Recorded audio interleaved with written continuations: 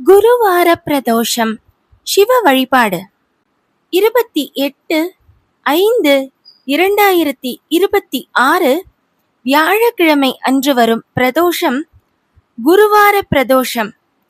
இது மிகவும் சிறப்பான பலன்களை தரக்கூடியதாக அமைந்துள்ளது. பிரதோஷமும் குருவாரமாகிய வியாழக்கிழமையும் இணைந்து வருவதே குருவார பிரதோஷம் என்று அழைக்கப்படுகிறது. இந்த குருவார பிரதோஷம் சிவபெருமானின் அருளையும் குரு பகவானின் அருளையும் ஒரு சேர பெறக்கூடிய மிகச்சிறந்த புண்ணிய தினமாக கருதப்படுகிறது. குரு திசை நடப்பவர்கள் மற்றும் குருவை லக்னாதிபதியாக கொண்டவர்கள் இந்த குருவார பிரதோஷ வழிபாட்டை செய்வதால் கிரக தோஷங்களிலிருந்து விடுபடலாம். வியாழக்கிழமை பிரதோஷத்தன்று சிவபெருமானையும் குரு பகவானாகிய பிரகஸ்பதி பகவானையும் தட்சிணாமூர்த்தியையும் வழிபடுவது ஞானம், கல்வி மற்றும் செல்வ வளத்தை பெருக்கும் என்று பக்தர்களால் நம்பப்படுகிறது. திரையோதசி திதியும் சூரிய அஸ்தமனமும் இணையும் மாலை 4:30 மணி முதல் 6 மணி வரையிலான காலமே பிரதோஷ நேரம் ஆகும்.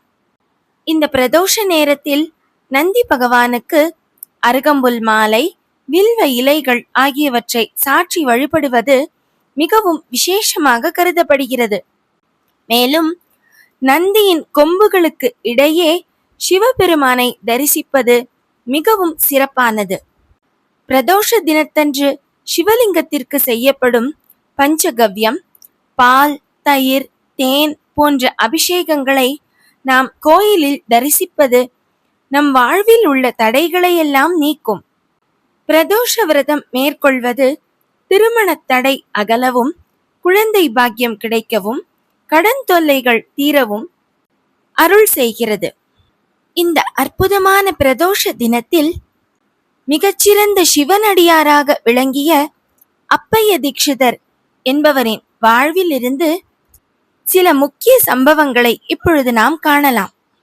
தீவிர சிவ பக்தராக வாழ்ந்து வந்த அப்பைய தீட்சிதர் ஒரு முறை வேலூரிலிருந்து திருவண்ணாமலைக்கு செல்லும் பொழுது வழியில் வழிப்பறி கொள்ளையர்கள் அவரை சூழ்ந்து கொண்டார்கள். அப்பொழுது அப்பைய தீட்சிதர் சிவபெருமானை நோக்கி மனமுருகி பாடியதுதான் மார்கபந்து ஸ்தோத்திரமாகும். மார்கபந்து என்றால் வழித்துணையாக வருபவர் என்று பொருள். அந்த ஸ்தோத்திரத்தை கேட்டு மனம் நெகிழ்ந்த சிவபெருமான் ஒரு காவலனை போலவே வந்து அவருக்கு பாதுகாவலாய் இருந்து வழி நடத்தி சென்றார் என்பது அற்புதமான வரலாறு. அப்பைய தீட்சிதர் தன் வாழ்நாள் முழுவதும் மிகச்சிறந்த சிவபக்தராக விளங்கியவர். தன்னுடைய சிவபக்தி எப்பொழுதுமே மாறாமல் இருக்குமா என்பதை தானே ஒருமுறை சோதித்து பார்க்க விரும்பினார். அதற்காக நச்சுத்தன்மை வாய்ந்த ஊமத்தஞ்சாற்றை அருந்தினார். ஊமத்தங்காய்க்கு உன்மத்தம் என்று பெயர். உன்மத்தம் என்றால் பைத்திய நிலை என்று பொருள்.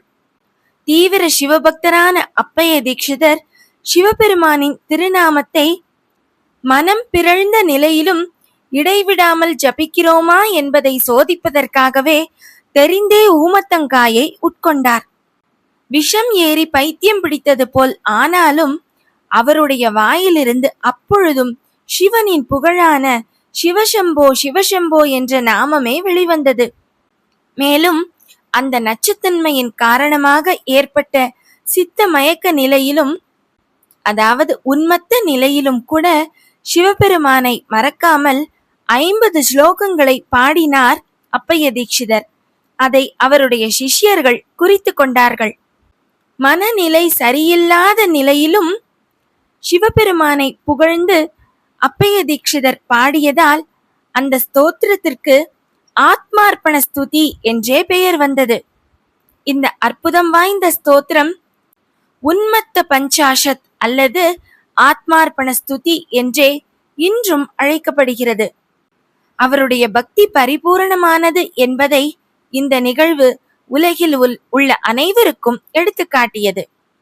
அப்பைய தீட்சிதரின் புகழை கண்டு பொறாமை கொண்ட பலர் அவரை அரசனிடம் பலமுறை கோள் மூட்டினார்கள். ஒருமுறை அரசன் முன்னிலையில் தீட்சிதரின் பக்தியை சோதிக்க ஒரு துணியை காட்டி அதில் சிவனின் திருவுருவத்தை வரைய முடியுமா என்று கேட்டார்கள். சற்றும் அசராத அப்பைய தீட்சிதர் உடனே அந்த துணியை நோக்கி தன் வலது கரத்தை காட்ட அந்த துணி அப்படியே அங்கேயே எரிந்து சாம்பலானதுடன் அதன் மீது சிவலிங்க வடிவம் அக்னியால் தோன்றியது. அதை கண்டு வியந்த அரசன் அவரை வணங்கி தன்னுடைய தவறுக்கு மன்னிப்பு கேட்டான். அப்பைய தீட்சிதர் தீவிர சிவபக்தராக இருந்த பொழுதிலும் விஷ்ணுவையும் சிவனையும் ஒன்றாகவே பாவித்தார். ஹரி ஹர பேதம் இல்லாமல் சிவனையும் விஷ்ணுவையும் இணைந்தே வணங்கி வந்தார். சிவனும் விஷ்ணுவும் வேறு வேறு அல்ல, ஒரே உருவம் என்று பல நூல்களை எழுதியுள்ளார் அப்பைய தீட்சிதர்.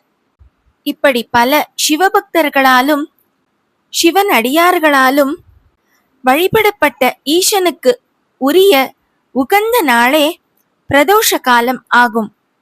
போற்றி புகழ்ந்திருந்து பொய்கெட்டு மெய்யானார் மீட்டிங்கு வந்து வினைப்பிறவி சாராமே கள்ள புலக்குரம்பை கட்டழிக்க வல்லானே நல்லிருளில் நட்டம் பயின்று ஆடும் நாதனே தில்லையுள் கூத்தனே தென்பாண்டி நாட்டானே அல்லல் பிறவி அறுப்பானே ஓ என்று சொல்லற்கு அறியானே சொல்லி திருவடிக்கீழ் சொல்லிய பாட்டின் பொருள் உணர்ந்து சொல்லுவார் செல்வர் சிவபுரத்தின் உள்ளார் சிவன் அடிக்கீழ் பல்லோரும் ஏத்த பணிந்து என்று மாணிக்கவாசக பெருமான் சிவபுராணத்தில் ஈசனை அழகாக பாடியிருப்பது போல நாமும் மனமுருகி மெய்யுருகி இந்த குருவார பிரதோஷ காலத்தில் சிவனை வணங்கி வழிபடுவோம்.